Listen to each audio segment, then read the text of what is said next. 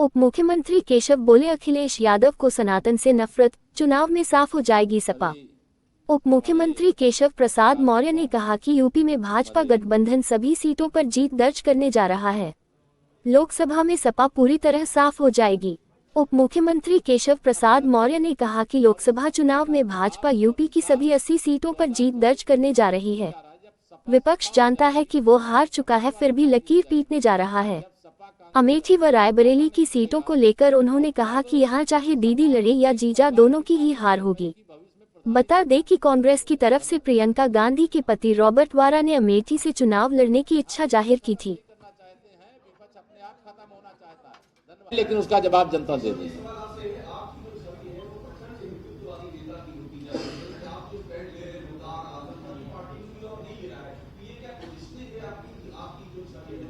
अभी हमारी छवि यही है कि हम उत्तर प्रदेश में 80 की 80 हराएंगे और भारतीय जनता पार्टी का कमल खिलाएंगे, भाजपा गठबंधन को जिताएंगे। और यह पहले भी किया है, अभी कर रहे हैं, आगे भी करेंगे। मैं भारतीय जनता पार्टी का कार्यकर्ता हूं, व्यक्ति कोई नहीं होता। व्यक्ति जब पार्टी का कार्यकर्ता होता तो कार्यकर्ता होता। धन्यवाद। हाँ,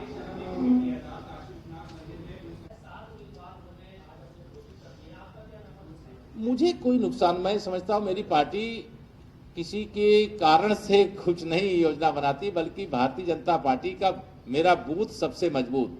संगठन गढ़े चलो, सुपंथ पर बढ़े चलो, भला हो जिसमें देश का वो काम सब किए चलो, भला हो जिसमें गरीब का वो काम सब किए चलो। इस लक्ष्य के अंतर्गत हमारा 2022 से लोकसभा चुनाव की तैयारी चल रही है। अभी वो घर से निकले।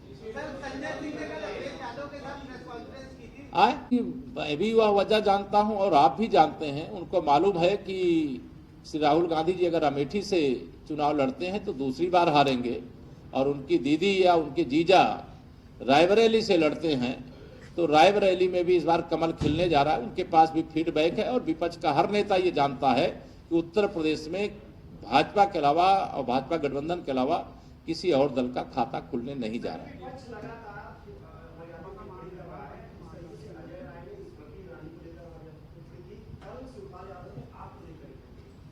मैं जानता हूं उनको 2017 और 2014 का जो गहरा घाव लगा है अभी भरा नहीं है।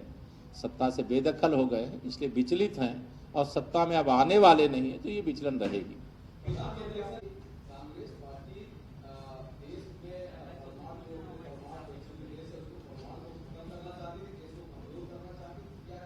देखिए, जो परमाणु शक्ति संपन्न बनाने का काम कांग्रेस अपने शासनकाल में कर सकती थी, वह साहस वह नहीं कर सकी थी। हमारे भारत रत्न पूर्व प्रधानमंत्री पूज्य अटल बिहारी वाजपेयी जी के नेतृत्व में जब सरकार थी, तब परमाणु शक्ति संपन्न राष्ट्र के रूप में भारत को मान्यता मिली, और आज भारत का डंका, मैंने कहा, विश्व में बज रहा है, और विश्व भारत माता के अंदर भारत माता की जय और तिरंगे का मान और सम्मान बढ़ रहा है।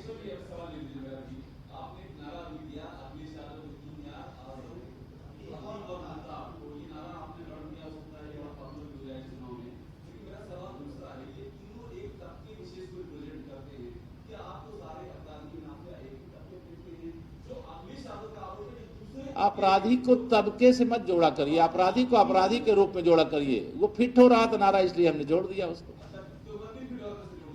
जी हाँ,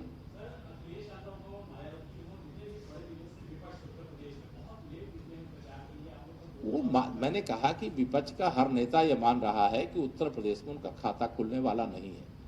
इसे जो जानते हैं कि हारना सुनिश्चित है, तो फॉर्मेलिटी करने के लिए जा रहे हैं। 2024 में राज्यसभा के चुनाव हुए थे। श्री अखिलेश यादव जी को मैंने कहा कि उनकी पार्टी का अंतर कलह उजागर हो गया था। भाजपा जब 8 सांसद राज्यसभा के जिताने में कामयाब हुई, तो हमने कहा ये 80 लोकसभा में जीत के साथ इस लक्ष्य की पूर्ति होगी।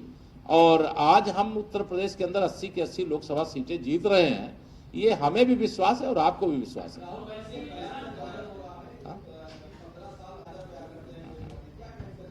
ये देखिए, अब तुष्टीकरण की राजनीति का युग खत्म हो गया है। कांग्रेस की कोई विचारधारा नहीं है, सपा की कोई विचारधारा नहीं, भाजपा की विचारधारा है। जिस विचारधारा को लेकर के भाजपा बनी और जिस विचारधारा को लेकर के जनता से वादा किए, उस विचारधारा को पूरा किए। हम सबका साथ सबका विकास अगर नारा दिए तो 80 करोड़ लोगों को प्रधानमंत्री गरीब कल्याण अन्न योजना का राशन मिल रहा है। अगर 2047 तक विकसित भारत की गारंटी माननीय नरेंद्र मोदी जी ने दिया तो मेरे प्रधानमंत्री जी ने ही कहा कि मोदी की गारंटी का मतलब गारंटी की भी गारंटी है। महिला सशक्तिकरण का संकल्प लिया तो 33% महिलाओं को देश के नए संसद भवन का पहला कानून नारी शक्ति बंधन अधिनियम 2023 बना। यह महिला सशक्तिकरण की दिशा में किया गया कार्य है। हमारे प्रधानमंत्री जी ने 4 जातियों का उल्लेख किया। जिस प्रकार से गरीब वो किसी जाति का हो, युवा किसी जाति का हो, महिला किसी जाति की हो, अन्नदाता किसान हमारा किसी जाति का हो, यह 4 को लेकर के आगे बढ़ना और देश को आगे बढ़ाना, इस लक्ष्य के साथ जो काम करते हैं उनको निश्चित तौर से परिणाम मिलता है। इसलिए हम लोग पूरे विश्वास से भरे हुए हैं कि 370 प्लस भारतीय जनता पार्टी की अकेले सीटें और 400 प्लस भाजपा गठबंधन जीत करके देश में अब तक की सबसे बड़ी विजय के साथ सरकार बनाई। कि उत्तर प्रदेश की 80 की 80 लोकसभा सीटें भारतीय जनता पार्टी और हमारे गठबंधन के साथी दल मिलाकर के जीत रहे हैं। सपा और कांग्रेस का जो गठबंधन है, इंडी गठबंधन, इसको कोई पूछने वाला नहीं है। समाजवादी पार्टी स्वयं जहां अंतर्कलह का शिकार है, वहीं कांग्रेस भी उससे अलग नहीं है। अगर मैं समाजवादी पार्टी के बारे में कहूं कि समाजवादी पार्टी गुंडों, अपराधियों, माफियाओं, दंगाइयों को पैदा करने की फैक्ट्री है तो कोई गलत नहीं होगा। 2017 से पहले जब उत्तर प्रदेश के मुख्यमंत्री श्री अखिलेश यादव जी थे, उस समय का एक बहुत प्रचलित नारा रहा करता था कि जिस गाड़ी में सपा का झंडा उस गाड़ी में बैठा गुंडा। और सपाइयों का नारा खाली प्लाट, खाली मकान, खाली दुकान हमारा। जिस प्रदेश में लगभग हर जिला दंगे के आग में सुलग रहा था, आज उसी उत्तर प्रदेश में पिछले 7 वर्षों से एक भी दंगा ना होना, बड़े बड़े गुंडे, अपराधियों, माफियाओं के खिलाफ कठोरतम कार्रवाई की गई, जेल भेजा गया, कानून के माध्यम से उनको सजा दिलाने का काम हुआ। और अगर मैं कहूं कि श्री अखिलेश यादव के 3 यार मोहम्मद आजम खां, अतीक अहमद और मुख्तार, यद्यपि 2 चले गए हैं, अब इस धरा में नहीं है, लेकिन ऐसे लोगों की यारी करने के कारण सपा सफा हो गई है। 2024 का लोकसभा चुनाव ऐतिहासिक चुनाव है और मुझे पूरा विश्वास है कि यह चुनाव जनता, भाजपा तो लड़ ही रही लेकिन जनता भी लड़ रही है। आम जनता चाहती है कि 2024 में माननीय नरेंद्र मोदी जी के नेतृत्व में तीसरी बार भारतीय जनता पार्टी की गठबंधन की सरकार बने और जो लक्ष्य हमारे आदरणीय प्रधानमंत्री जी ने दिया है कि भाजपा अकेले दम पर 370 और भाजपा गठबंधन 400 से अधिक सीटें जीते, तो उसका समर्थन पूरे देश से प्राप्त हो रहा है। समाजवादी पार्टी एक ऐसी पार्टी है, कांग्रेस पार्टी एक ऐसी पार्टी है जिसने भगवान श्री रामलला 500 साल बाद अपने जन्मस्थान पर विराजमान हुए। उसके लिए एक रामद्रोही परिवार था, राम भक्तों पर गोली चलाने वाला परिवार था। उसके बाद भी श्री राम जन्मभूमि तीर्थ क्षेत्र ट्रस्ट ने उनको निमंत्रण दिया, लेकिन उस निमंत्रण को ठुकराने का काम कांग्रेस ने भी किया, समाजवादी पार्टी ने भी किया। और मैं आज यह कह सकता हूं कि जिन लोगों ने भगवान श्री रामलला के निमंत्रण को ठुकराया है, उनको राम भक्त ठुकरा देंगे, राष्ट्र भक्त ठुकरा देंगे, क्योंकि राम मंदिर केवल राम मंदिर नहीं था, वह राष्ट्र मंदिर भी था। और आश्चर्य तो मुझे तब हुआ जब हमारे विधानसभा के सम्मानित अध्यक्ष श्री सतीश महाना जी ने रामलला के दर्शन का कार्यक्रम सदन के सभी सदस्यों के साथ करने का फैसला किया और समाजवादी पार्टी के भी बहुत सारे विधायक रामलला का दर्शन करने जाना चाहते थे, लेकिन सपा बहादुर श्री अखिलेश यादव जी ने अपने ही दल के विधायकों को रामलला का दर्शन करने जाने से रोक दिया और उसी के कारण से समाजवादी पार्टी में अंतर्कलह उजागर हो गया। राज्यसभा के चुनाव में बहुत सारे सपा के विधायकों ने अंतरात्मा की आवाज पर मतदान किया और समाजवादी पार्टी का तीसरा प्रत्याशी चुनाव हार गया।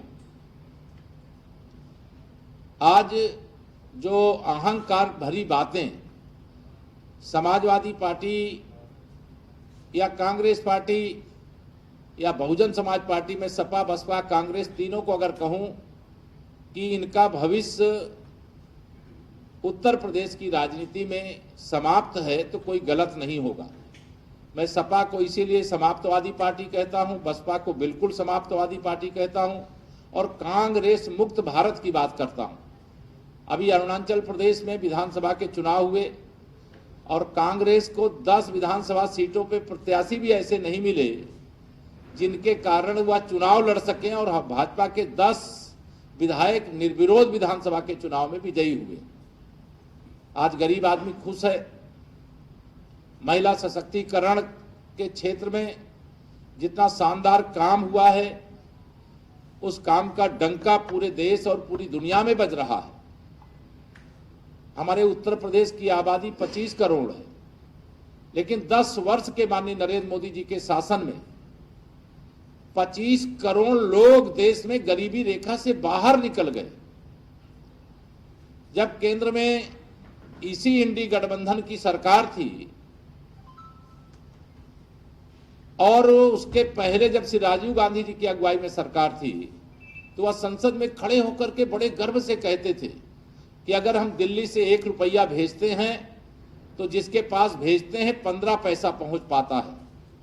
लेकिन हमें गर्व है 56 इंच के सीने वाले प्रधानमंत्री माननीय श्री नरेंद्र मोदी जी के ऊपर।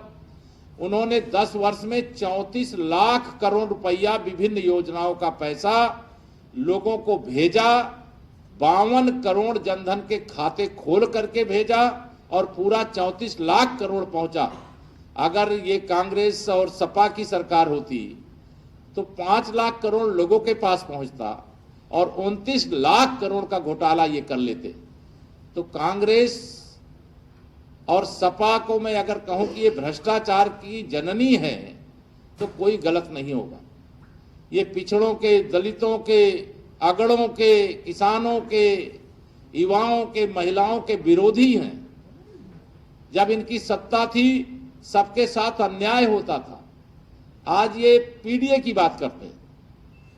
इनका पीडीए परिवार डेवलपमेंट अथॉरिटी के अतिरिक्त कुछ है ही नहीं। गरीब की भलाई की जगह गरीब का शोषण करने वाले ये लोग हैं।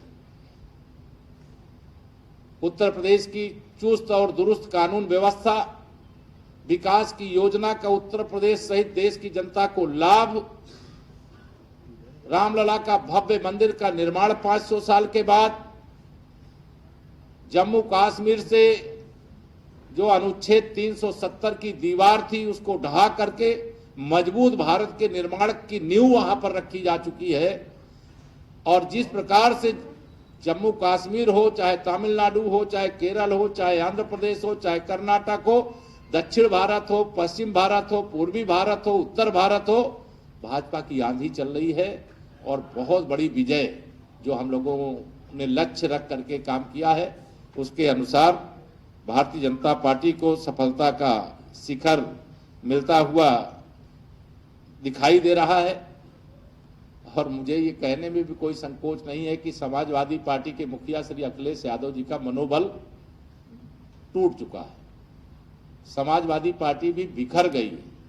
सपा हो, बसपा हो, कांग्रेस हो, इन दलों में भगदड़ की स्थिति।